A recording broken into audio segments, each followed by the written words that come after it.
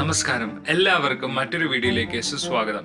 അപ്പോൾ ഇന്ന് നമ്മൾ എക്സ്പ്ലോർ ചെയ്യാൻ പോകുന്നത് ഗ്ലാസ്ഗോയാണ്. സ്കോട്ട്ലൻഡിലെ തന്നെ ഏറ്റവും പ്രധാനപ്പെട്ട നഗരങ്ങളിൽ ഒന്നായ ഗ്ലാസ്ഗോ. ഒരുപാട് ചരിത്രവും അതിൽ കൂടുതൽ നിഗൂഢതയും നിറഞ്ഞ ഈ നഗരം സ്കോട്ട്ലൻഡിന്റെ ഹൃദയം എന്നറിയപ്പെടുന്നു. അവിടുത്തെ പ്രധാനപ്പെട്ട കാഴ്ചകളായ ഗ്ലാസ്ഗോ കത്തീഡ്രലും അതുപോലെ തന്നെ നെക്രോപോളിസുമാണ് നമ്മൾ ഇന്ന് കാണാൻ പോകുന്നത്. അപ്പോൾ മറ്റൊരു വീഡിയോയിലേക്ക് എല്ലാവർക്കും സുസ്വാഗതം.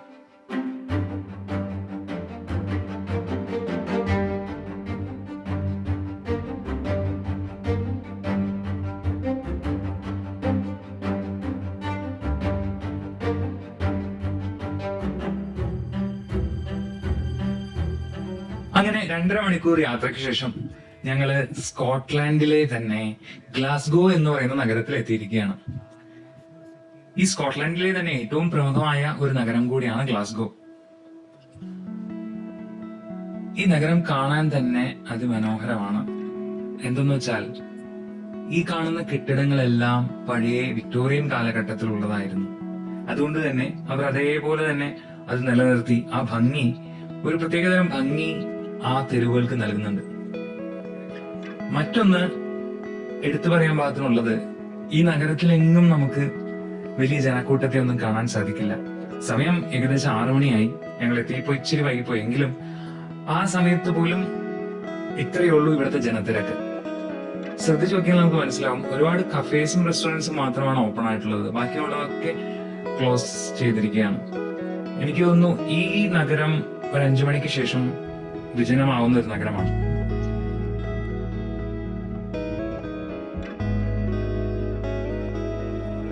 അപ്പോൾ നേരെ നമ്മുടെ മുന്നിൽ കാണുന്നതാണ്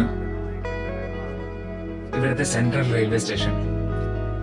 അതും ഏകദേശം വിക്ടോറിയൻ കാലഘട്ടത്തിൽ പണിയെടുപ്പിച്ച പോലെയുള്ള ആർക്കിടെക്ചർ ശൈലിയാണ് നമുക്ക് കാണാൻ സാധിക്കുന്നത്.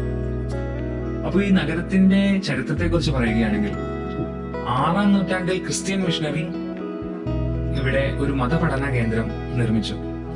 അതിനുശേഷം അതിനു ചുറ്റിപ്പറ്റിയാണ് ഇവിടെ ഒരു നഗരം രൂപം കൊണ്ടതെന്നും പിന്നീട് അങ്ങോട്ട് ഇതൊരു വ്യാപാര നഗരമായി മാറുകയും ചെയ്തു. 18-ാം നൂറ്റാണ്ടിൽ ഇത് ബ്രിട്ടന്റെ ഏറ്റവും പ്രധാനപ്പെട്ട ഒരു വ്യാപാര കേന്ദ്രമായിരുന്നു. അമേരിക്കയുമായി നടത്തിയിട്ടുള്ള വ്യാപാരത്തിലൂടെയാണ് ഇത്രയും വെൽത്തിയായി ഈ ഗ്ലാസ്ഗോ നഗരം മാറിയത്. ടൊബാക്കോ, പഞ്ചസാര, കോട്ടൺ എന്നിവയുടെ വ്യാപാരമായിരുന്നു ഇവിടെ മെയിനായിട്ട് നടന്നുകൊണ്ടിരുന്നത്. പിന്നീട് വ്യവസായ വിപ്ലവ കാലത്ത് ഗ്ലാസ്ഗോ ശരിക്കും ശക്തി ആർജിച്ചു.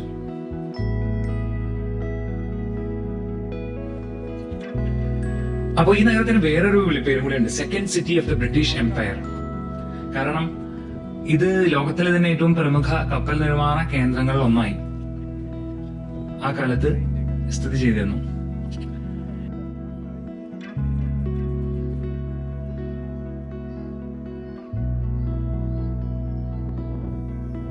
ഇന്നത്തെ ഗ്ലാസ്ഗോ പക്ഷെ വ്യത്യാസമുണ്ട്. കെട്ടിടങ്ങളെല്ലാം പഴയതാണെങ്കിൽ കൂടെ ഇന്നത്തെ ഒരു വ്യവസായ നഗരം മാത്രമല്ല, അതൊരു സാംസ്കാരിക നഗരം കൂടിയാണ്. കലാ, സംഗീതം, ഡിസൈൻ എല്ലാം ഒന്നിച്ചു തരുന്ന ഒരു നഗരമാണ്. അത് നമുക്ക് നമ്മുടെ ഈ തെരുവുകളിൽ തന്നെ നമുക്കത് പറയാൻ സാധിക്കും, അല്ലെങ്കിൽ കണ്ടാൽ മനസ്സിലാക്കാൻ സാധിക്കും. ഇവിടുത്തെ ചില ഇൻട്രസ്റ്റിംഗ് ആയിട്ടുള്ള ചില ഫാക്ട്സ് എന്താണെന്നറിയോ?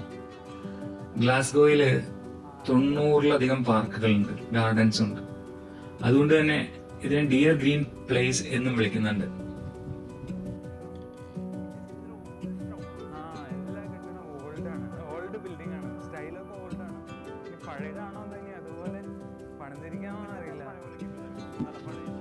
പിന്നീട് മറ്റൊരു മെയിൻ കാര്യം എന്താണെന്ന് വെച്ചാൽ, UK-യുടെ തന്നെ ഏറ്റവും മികച്ച സംഗീത നഗരങ്ങളിൽ ഒന്നായി ഇത് പരിഗണിക്കപ്പെടുന്നു. ഓരോ ആഴ്ചയും 100 കണക്കിന് ലൈവ് മ്യൂസിക് ഷോ നടക്കുന്ന ഒരു സ്ഥലം കൂടിയാണ് ഗ്ലാസ്ഗോ. ഇത് ആക്ച്വലി ഒരു ടൂറിസ്റ്റ് നഗരമാണെന്ന് പറയാൻ സാധിക്കില്ല. പക്ഷെ എന്താണോ നിങ്ങളുടെ ആവശ്യം, അതായത് നിങ്ങൾക്ക് പഴയ പുരാതനമായ കെട്ടിടങ്ങൾ കാണാനാണോ അല്ലെങ്കിൽ ഒരു മ്യൂസിക് ഷോ അറ്റൻഡ് ചെയ്യാനാണോ വരുന്നത് എങ്കിൽ ഈ നഗരം അസ്തിത്വമായിരിക്കും. അപ്പോൾ ഞങ്ങൾ ആ സ്ട്രീറ്റിലൂടെ നടന്നുകൊണ്ടിരിക്കുമ്പോഴാണ് അവിടെ 2 കലാകാരിമാർ പാട്ട് പാടുന്നതാണെന്ന് തോന്നുന്നു. പക്ഷെ ഞങ്ങൾ ചെന്നപ്പോൾ അവരെന്തോ മൈക്കിലൂടെ പറയുന്ന പോലെയാണ് ഞങ്ങൾക്ക് തോന്നിയത്. എന്നാലും ഇതുപോലെ കലയെ പ്രോത്സാഹിപ്പിക്കുന്ന നഗരം കൂടിയാണ് ഗ്ലാസ്ഗോ എന്ന് നമ്മുടെ റിസർച്ചിൽ നമുക്ക് മനസ്സിലായത്.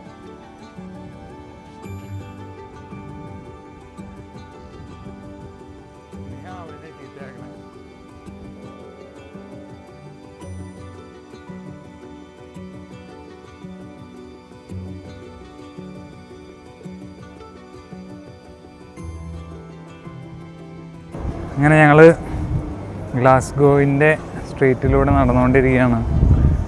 ഇത് വളരെ പഴയ കെട്ടിടങ്ങൾ നിറഞ്ഞൊരു സ്ട്രീറ്റാണ്, പക്ഷെ ഭയങ്കര മോഡേൺ. ഏതാണ്? ബുക്കാനൻ സ്ട്രീറ്റാണിത്.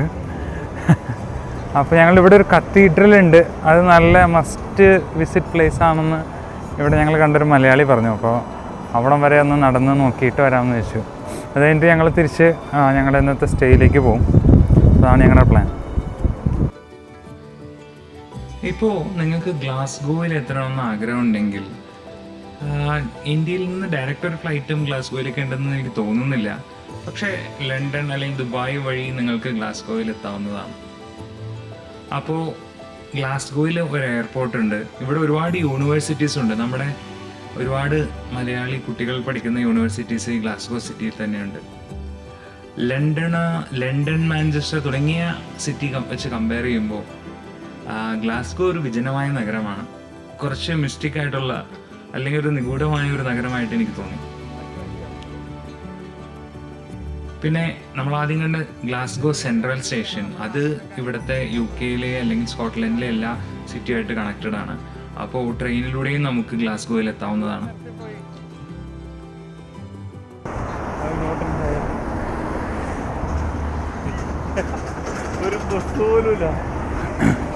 ഇവിടെ വന്നപ്പോഴാണ് ഞങ്ങൾക്ക് കാര്യം മനസ്സിലായത്. 6 മണി കഴിഞ്ഞാൽ ഇവിടെ ബസ്സൊന്നുമില്ല. എല്ലാം നോട്ട് ഇൻ സർവീസ് എന്നാണ് കാണിക്കുന്നത്. എല്ലാവരും വീട്ടിൽ പോവുക. അപ്പോൾ ഇനി നമ്മൾ വന്ന അത്രയും ദൂരം 1.5 മൈൽ തിരിച്ച് നടക്കണം. നോക്കാം. അങ്ങനെ ഞങ്ങൾ കത്തീഡ്രൽ ലക്ഷ്യമാക്കി ഞങ്ങൾ നടന്നുകൊണ്ടിരിക്കുകയാണ്. അപ്പോൾ ഈ നെക്രോപോളിസ് എന്ന് പറയുന്ന വാക്ക് ഞാൻ കേട്ടിട്ടില്ല, ആദ്യമായിട്ടാണ് കേൾക്കുന്നത്. അപ്പോൾ അദ്ദേഹം പറഞ്ഞത് സിനിമയിലൊക്കെ ഏതോ ഒരു ഇംഗ്ലീഷ് സിനിമയിലൊക്കെ ഉപയോഗിച്ചിട്ടുള്ള ഒരു സെറ്റാണ് അല്ലെങ്കിൽ സ്ഥലമാണ്. അവിടെ നോക്കിയാൽ ഗ്ലാസ്ഗോയുടെ വിജനമായ അല്ലെങ്കിൽ വൈഡായിട്ടുള്ള വ്യൂ കിട്ടുമെന്ന് പറഞ്ഞിട്ടാണ് ഞങ്ങൾ ഇവിടെ എത്തിയത്. അപ്പോൾ ഇതാണ് നമ്മൾ ആദ്യം പറഞ്ഞ കത്തീഡ്രൽ. ഇതും കണ്ടാൽ തന്നെ നമുക്കറിയാം ഒരുപാട് വർഷം പഴക്കമുള്ള ഒരു കത്തീഡ്രലാണിത്. ഇവിടെ മൊത്തം ശാന്തതയാണ്. നഗരത്തിൽ തന്നെ ശാന്തതയാണ്, കത്തീഡ്രലിൽ അതിൽ കൂടുതൽ ശാന്തതയാണ്. അപ്പോൾ മനസ്സമാധാനമായിട്ട് വന്നിരിക്കാൻ പറ്റിയൊരു സ്ഥലം കൂടിയാണ് ഈ കത്തീഡ്രലിൻ്റെ മുൻവശം. അവിടെ ഒരുപാട് മരങ്ങളും അതുപോലെ തന്നെ പൂ കൊണ്ട് അലങ്കരിച്ച ഒരു കോർട്ട്യാർഡും അവർക്കുണ്ട്.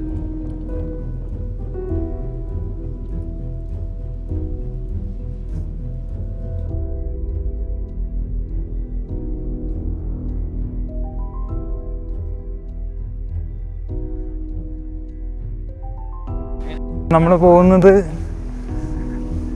നെക്രോപോളിസിലേക്കാണ്. അതായത് ഇതൊരു സെമിത്തേറി ആണെന്ന് പറഞ്ഞല്ലോ. അപ്പോൾ ഇത് ചില്ലറ സെമിത്തേറി അല്ല, വലിയ വലിയ ആൾക്കാരുടെയൊക്കെ ശവകുടീരങ്ങളുള്ള വലിയൊരു സെമിത്തേറിയാണ്. കാണാൻ തന്നെ വളരെ മനോഹരമാണ്. കണ്ടാൽ തന്നെ ഒരു കുന്നിൻ്റെ മുകളിൽ നിറയെ സെമിത്തേറിയാണ്. കണ്ടോ, ഞങ്ങളിപ്പോൾ പോകുന്നത് ഏകദേശം 8 മണിയായപ്പോഴാണ് ഞങ്ങൾ സെമിത്തേരി കാണാൻ വന്നിരിക്കുന്നത്. പക്ഷേ ഇപ്പോൾ രാത്രി ആയെങ്കിലും ഇവിടെ സൂര്യൻ അസ്തമിച്ചിട്ടില്ല. അപ്പോൾ വേഗം ഇത് കണ്ടിട്ട് വേണം പോവാൻ. ഇവിടെ വേറെ ആരെയും കാണാൻ. സെമിത്തേരി ആയതുകൊണ്ട് പേടിയൊന്നുമില്ലെങ്കിലും ഒരു ഉൾഭയം ഇല്ലാതില്ല. William Peddie Alexander of Glasgow and Calcutta. ഇവിടെ ഒരുപാട് ശവക്കല്ലറകളാണ് ശരിക്കും ഉള്ളത്. സമയം 7 മണിയായി. ഞങ്ങൾ ഈ കല്ലറകളുടെ നടുവിലൂടെ നടന്നുകൊണ്ടിരിക്കുകയാണ്. അതിൽ എഴുതി വെച്ചിട്ടുണ്ട് ആരുടെയൊക്കെയാണ് കല്ലറകളെന്നും. ഓരോ ഡിസൈനും വ്യത്യാസമാണ് കല്ലറകളുടെ.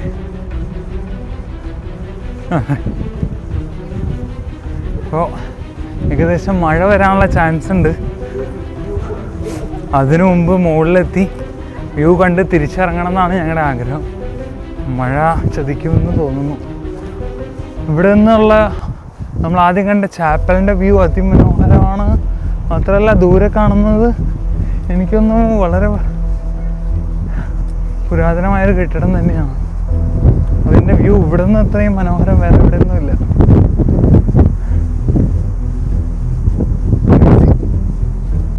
ഇവിടെ നോക്കി ഗ്ലാസ്ഗോവിൻ്റെ തന്നെ ഒരു ഫുൾ പനോരമിക് വ്യൂ കിട്ടും. ഞങ്ങൾ താഴെ ഒരു കാർന്നവരെ കണ്ടിരുന്നു, സാഹിബിനെ കണ്ടിരുന്നു. അദ്ദേഹം പറഞ്ഞു ഞങ്ങളോട് മുകളിൽ പോയാൽ നല്ല വ്യൂ കിട്ടുന്നു. ശരിയാണ്, ഇവിടെ നോക്കിയാൽ നമുക്ക് എൻ്റയർ ഗ്ലാസ്ഗോ കാണാൻ സാധിക്കും. അവർ നടന്നു വരുമ്പോൾ സ്ഥലമാണ്. ഇതാണ് ഇവിടുത്തെ ഏറ്റവും റിച്ച് എന്നും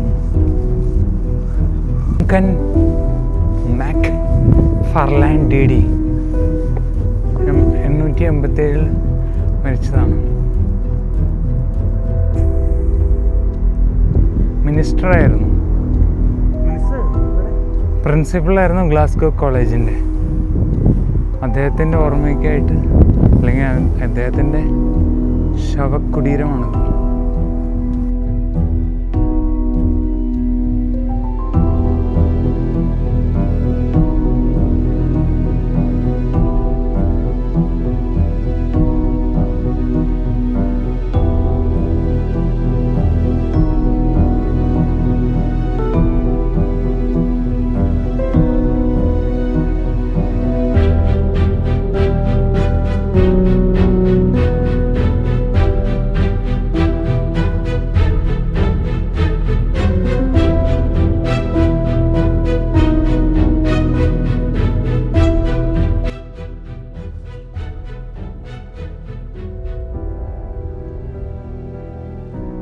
അങ്ങനെ നെക്രോപോളിസിൽ നിന്ന് ഈ ഗ്ലാസ്ഗോ സിറ്റിയുടെ തന്നെ വിജനമായ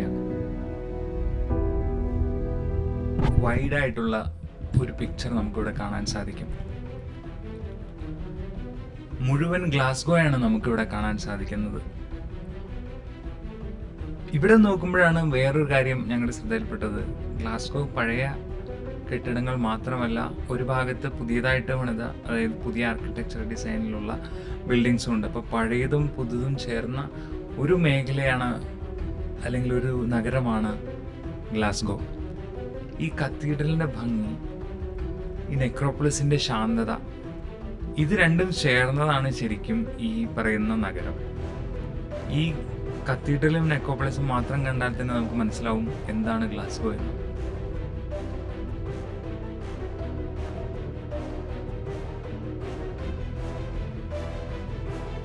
ഇനി ഞങ്ങളുടെ അടുത്ത പ്ലാൻ എന്താണെന്ന് വെച്ചാൽ, ഇവിടെ നിന്ന് നമ്മളിപ്പോൾ കാറ് പാർക്ക് ചെയ്യുന്നത് കുറച്ച് ദൂരെയാണ്. അവിടെ പോയി കാർ എടുത്തിട്ട് ഞങ്ങളുടെ ഇന്നത്തെ സ്റ്റേ അത് കിൽ ക്രീഗൻ എന്ന് പറയുന്ന ഒരു റിമോട്ടായിട്ടുള്ള ഒരു വില്ലേജിലാണ്.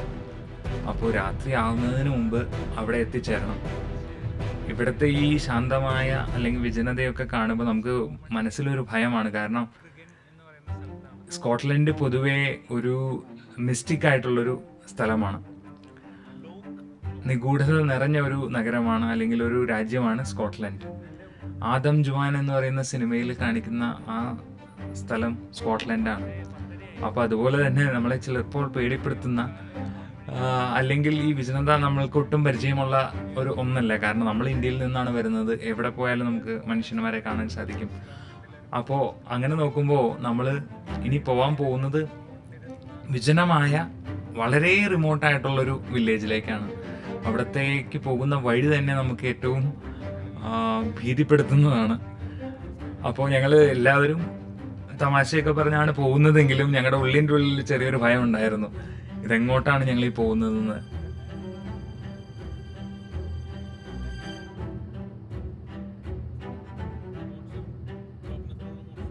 അങ്ങനെ ഞങ്ങളിപ്പോൾ ഞങ്ങളുടെ എയർബിഎൻബിയിലെത്തി ഉണ്ട്. ഞങ്ങൾ ഉള്ളതൊരു ഒറ്റപ്പെട്ട പ്രദേശത്താണ്. കുറച്ച് വീടുകൾ മാത്രമേ ഉള്ളൂ. പക്ഷെ വരുന്ന വഴി ഭയങ്കര പേടിപ്പെടുത്തുന്നതായിരുന്നു. ഇതാണ് ഞങ്ങളുടെ ഇന്നത്തെ 2 ദിവസത്തെ സ്റ്റേക്ക് വേണ്ടിയുള്ള സ്ഥലം. ഇതാണ് കിച്ചൺ, ഓവൻ. പിന്നെ ഇതിപ്പോൾ ഞങ്ങൾ കൊണ്ടുവന്ന് വെച്ചതാണ്, അല്ലെങ്കിൽ നല്ല വൃത്തിയായിട്ടിരുന്നതാണ്. ഹോള്, ഡൈനിങ്, പിന്നെ വാഷ്റൂം, ഷവർ ഏരിയ മുകളിലാണ്, ബാത്റൂമാണ്.